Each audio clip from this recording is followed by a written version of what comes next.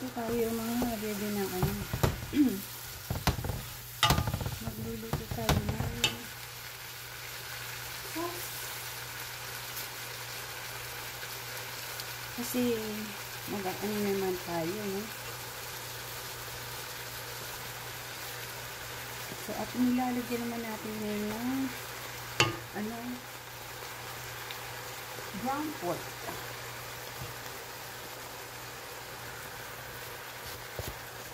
So, pinaghalo ko yung ano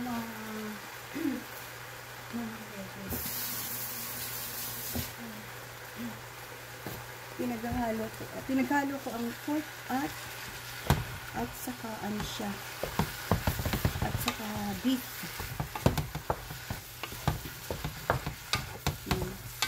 Kasi meron na naman kaming bisita na dumating. Meron kaming friend na dumating. So, magluluto ako ng sauce. Kayo nang bahalang mag-isip kung sauce ng ano ba ito.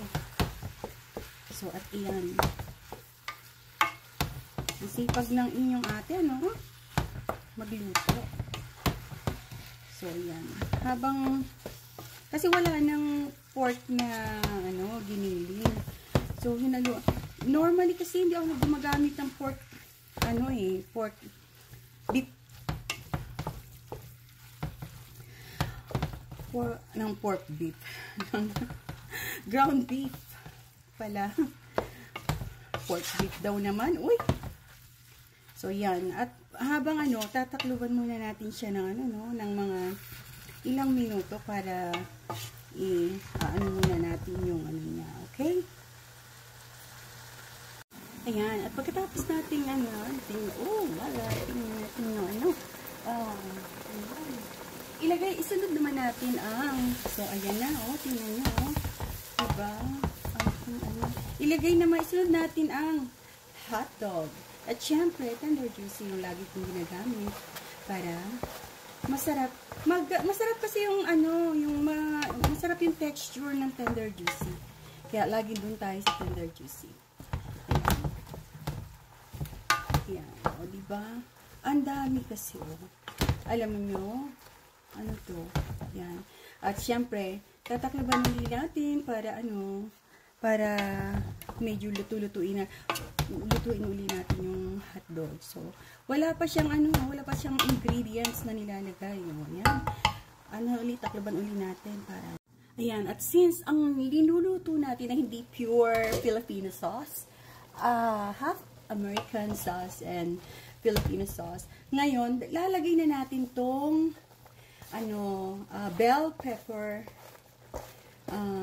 na kinubes natin sa yan.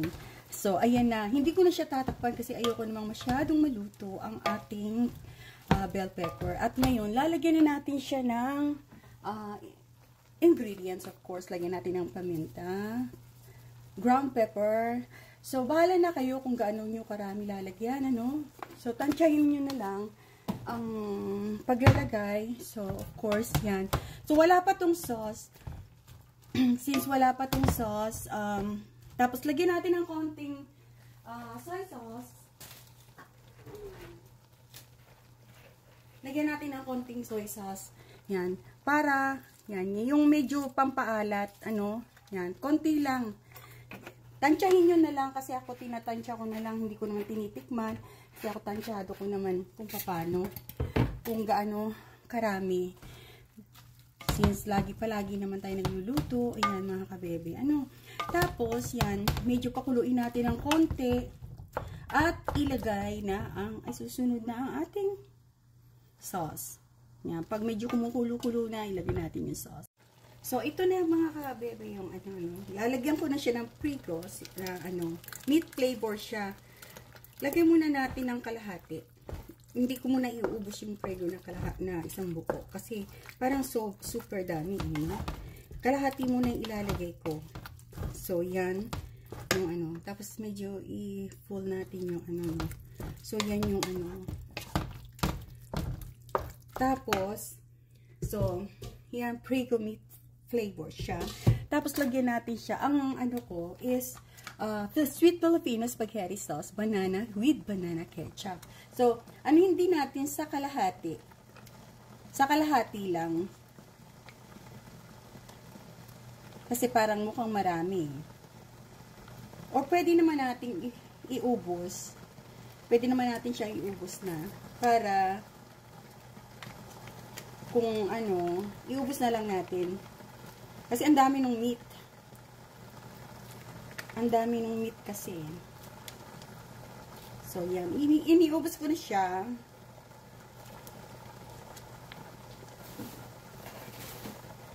Tapos, yung prigo lang ang hinati ko kasi baka mapasobra yung Tapos, mga kabebe, alam nyo, so, since yan, so, ayan na, diba?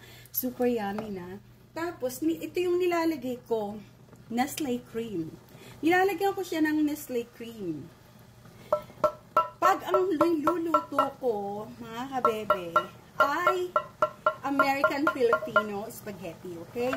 Pero pagka Filipino style, hindi ako naglalagay ng cream. Kasi gusto ko talaga yung lang.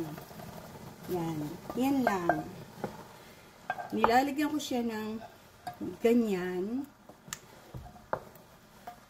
Tapos, ayan. Kung makikita nyo, no? Tapos, ang pinakang, dadagdagan ko siya ng sweet. So, instead na sugar, lalagyan ko siya ng lechera na condensed. Yan. Condensed. So, ito na mga kabebe. So, hindi ko na siya lalagyan ng cheese kasi, so, ito na yung sauce ng So, yan. Wala. Ito na yung pinakang sauce niya. So, hindi ko na siya lalagyan ng cheese. Kasi yung cheese, na rin, parang pinakang milk na rin kasi yun eh. So, ito na. So, yan. Tapos, lagyan nyo na lang ng Parmesan cheese pag kakainin nyo na. So, pakuluin nyo na lang siya. So, yan. Yan na siya. Papakuluin na lang siya ng konti. At, wala. O, diba? O, ayan. Wala, tapos na. At yan, kung nagustuhan nyo ang aking video, paki-like and react, comment, and share na lang. Maraming salamat. Ayan. O, diba? Tingnan nyo, ang sarap, ang yummy. Pakukuluin ko na lang siya. Ang daming halo niya. Diba? O, ayan mga kabebe, ayan, super. Tapos, daming sahog niya. Ayan. So, ayan. Maraming salamat sa inyo.